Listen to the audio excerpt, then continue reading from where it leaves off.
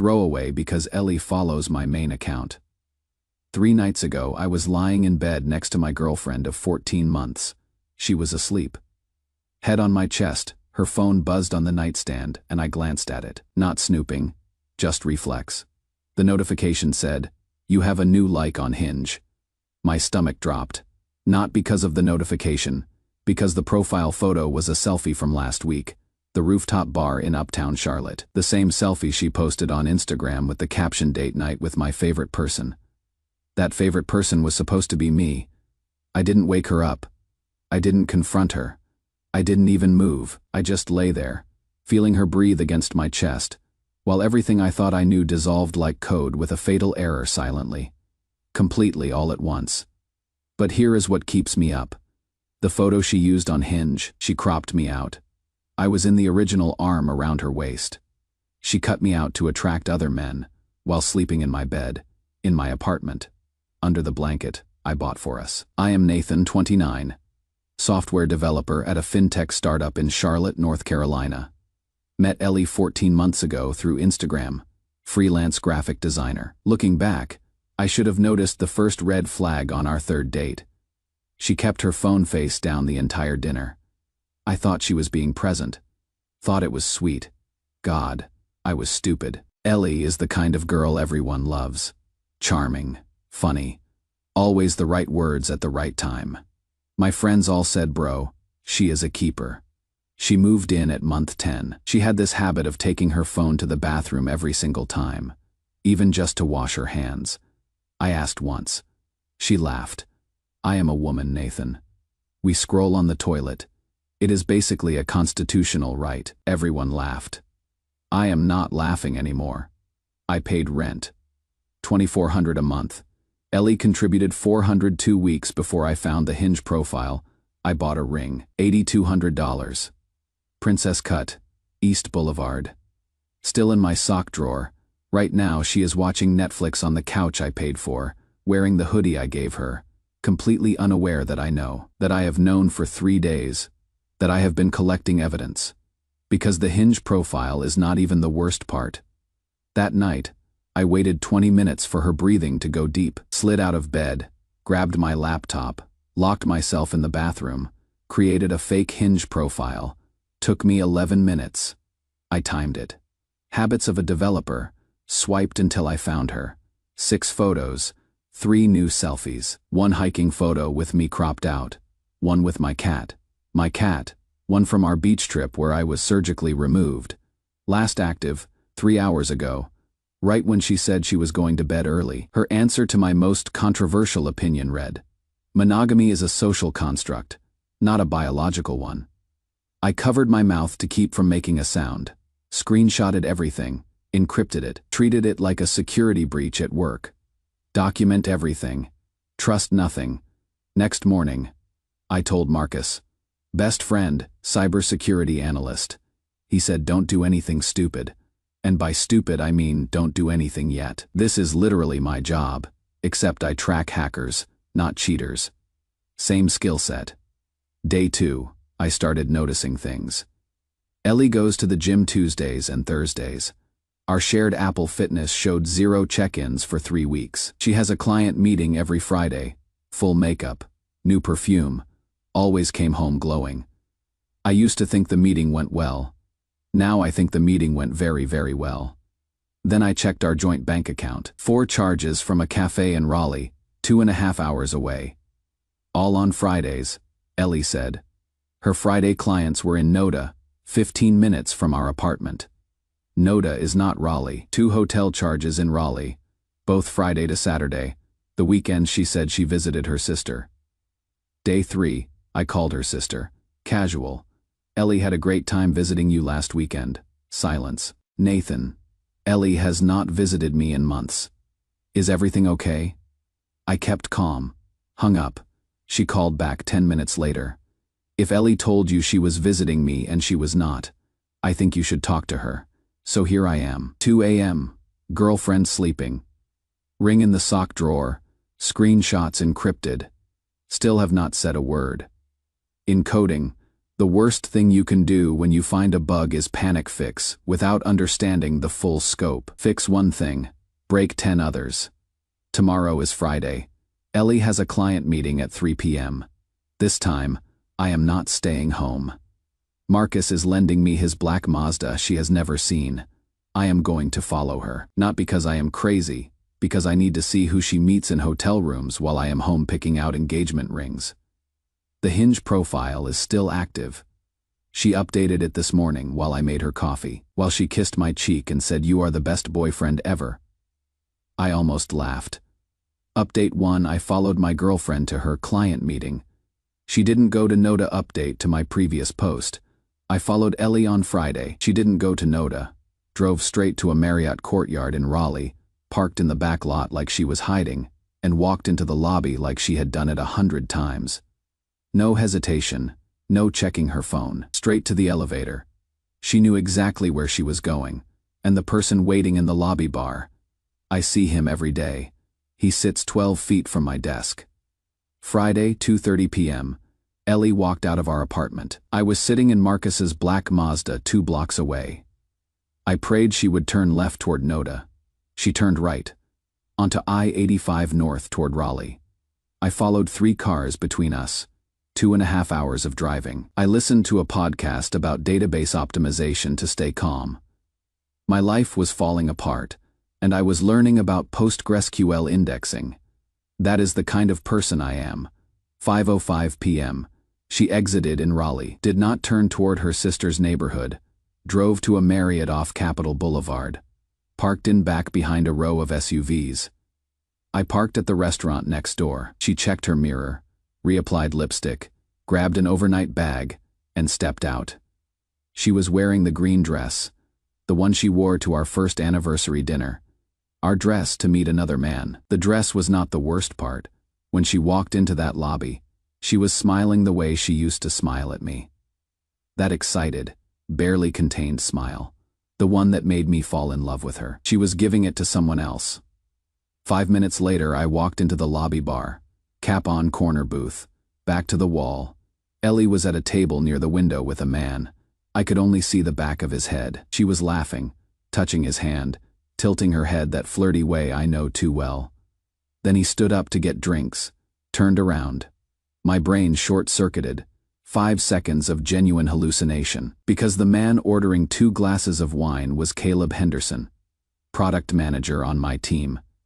The guy who high-fived me last week when we shipped a feature early. The guy who asked me for Ellie's opinion on his slides 2 days ago because your girlfriend has such a great eye for design. Caleb, 31. Charming.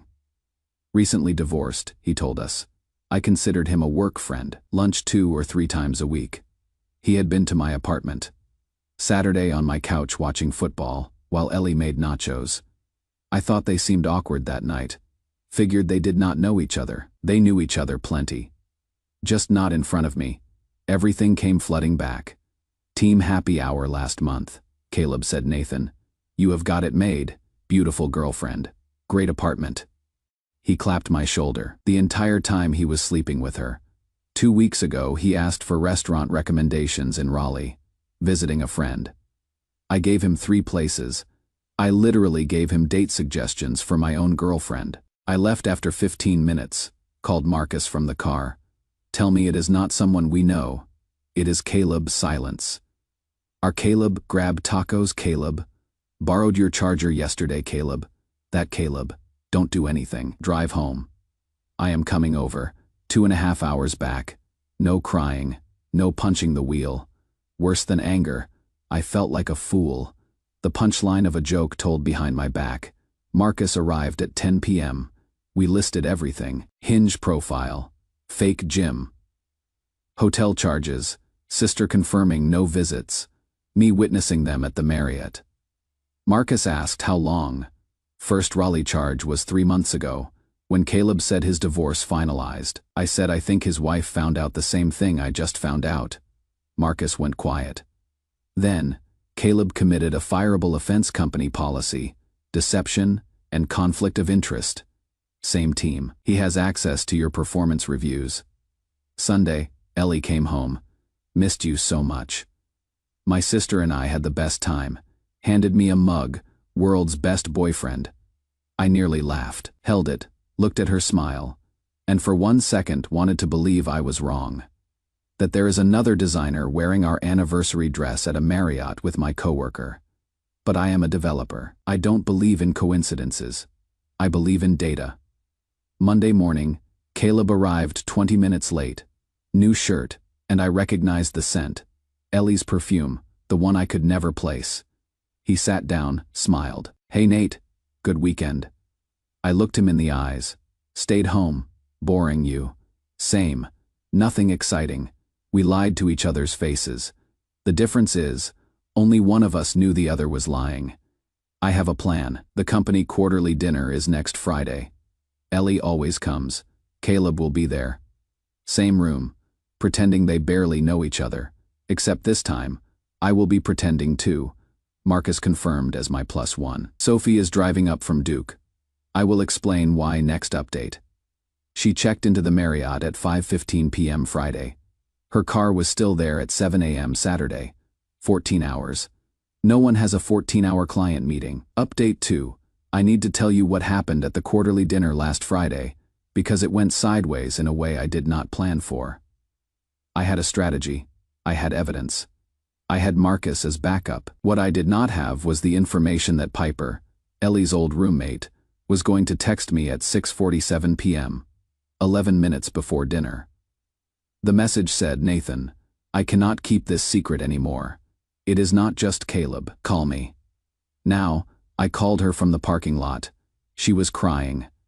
Piper knew about Caleb for 2 months. Ellie told her everything, but Caleb was not the first. Before him, a guy named Jared, personal trainer at Ellie's gym, 3 months. Ended when Jared moved away. Ellie started with Caleb right after.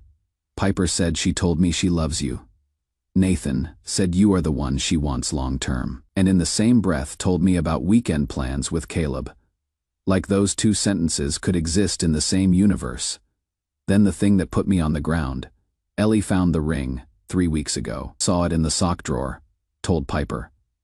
Piper asked, "So are you going to stop seeing Caleb?" Ellie said, "Number. I will figure it out after the proposal." One thing at a time. I sat down on the curb, legs gave out. She knew about the ring.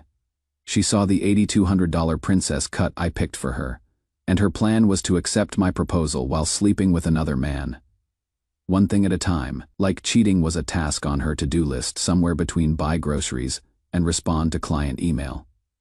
Piper explained why she was talking now.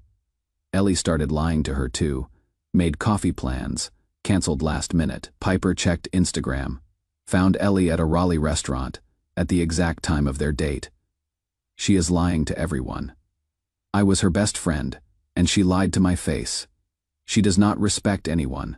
I still went to the dinner. No public confrontation, just observation. Italian place in uptown Charlotte, 12 people. Ellie next to me. Caleb across. 3 seats down. Marcus on my other side. Ellie and Caleb did not look at each other once during greetings. Everyone else made eye contact. Those 2 acted like the other did not exist.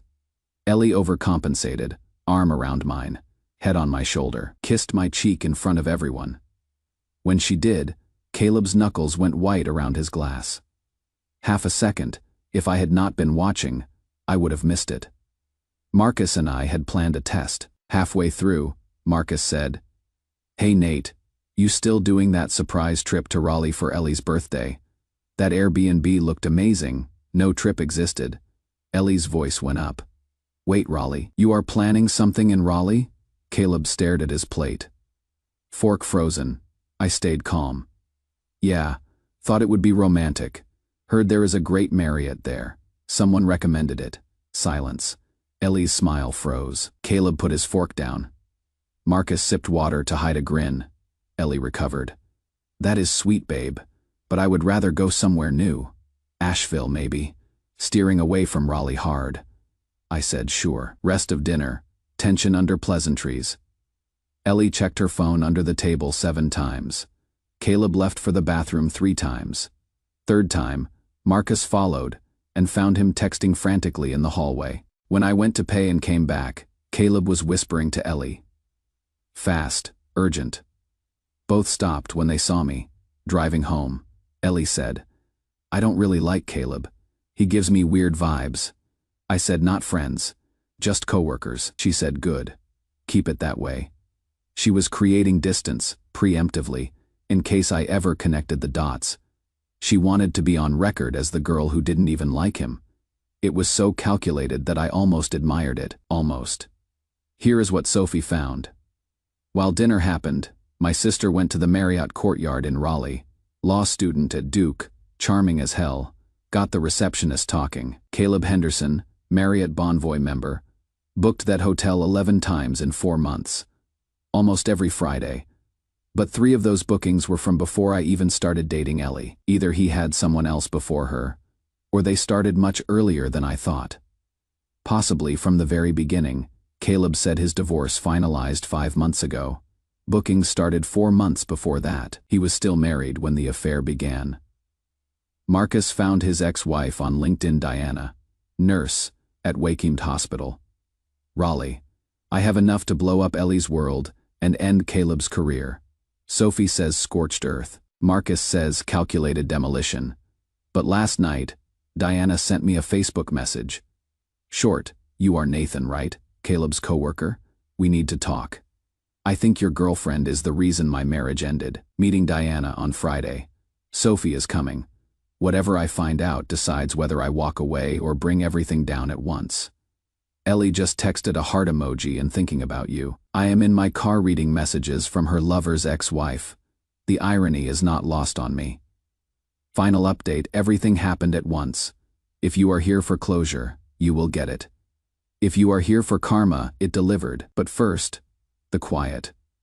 3 minutes between knowing everything and deciding what to do, where your whole life recalibrates, and the person next to you was never who you thought. Here is what happened when every lie expired on the same day. I met Diana at a coffee shop in Raleigh. Sophie 1 table over. Diana was calm, someone who survived her version of this. She hired a Pi 8 months before the divorce. Pi photographed Caleb with a woman in Charlotte. She showed me, it was Ellie. Taken 2 months after I started dating her. Ellie was with Caleb when she met me. I was the backup plan.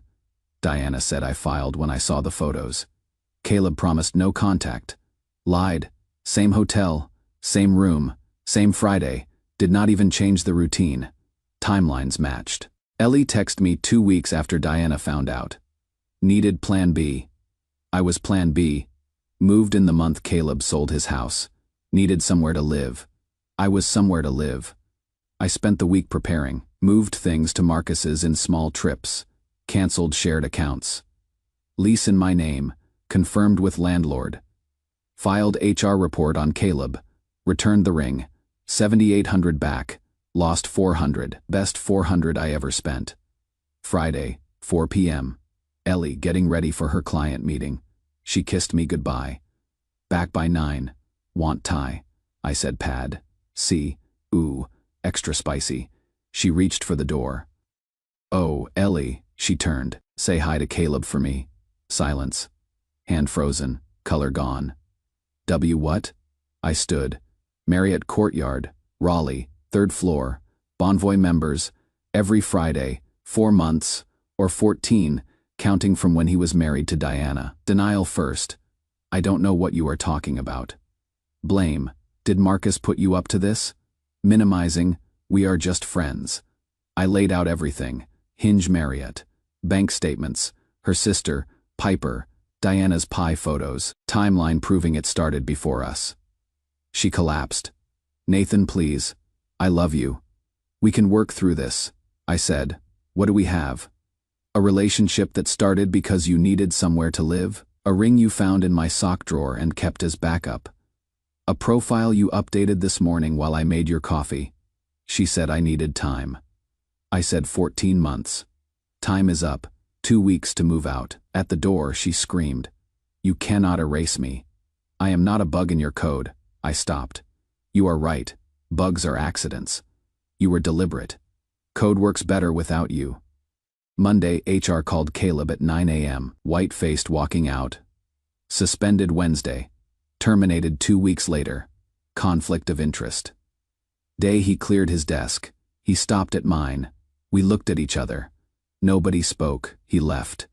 Only honest moment we ever had. Ellie texted 2 weeks. Apologies. Anger. Threats. Apologies again. Called my mother. Mom said, "My son gave you trust, a home, and a ring. You gave lies. Don't call again." She left a letter. Self-sabotage. Fear of happiness. I threw it away. Self-sabotage means you did not know.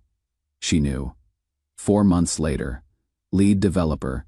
30% raise. Caleb works remotely in California. Diana moves on. Dates someone new. Texts me. "Thank you for your courage. Something I wish I had sooner." Ellie moves to Tampa. Instagram private. No more dating. I hope so. Not for me, for the next person. Ring money becomes a desk and charity. Lie symbol becomes something useful.